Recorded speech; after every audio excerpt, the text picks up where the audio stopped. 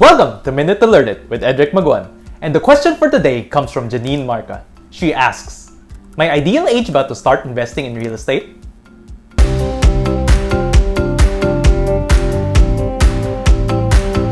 There is no ideal age, but the sooner, the better.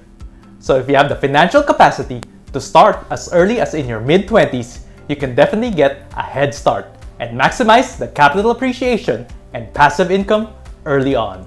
There are three financial components that you need to prepare for. One, your emergency fund, equivalent to 3 to 6 months of your income. Two, your monthly down payment, to be paid over the pre-selling period of usually 4 to 5 years. You can start with 15 to 20,000 monthly. Three, your monthly loan amortization. Continue growing your active income so you can pay the loan long term. Imagine if you start investing in pre-selling properties in your 20s, and as your income grows, you keep adding more properties. By the time you're in your 40s, you would have not only gained a lot in capital appreciation, but also you would have paid off the loans, giving you passive income for the rest of your life.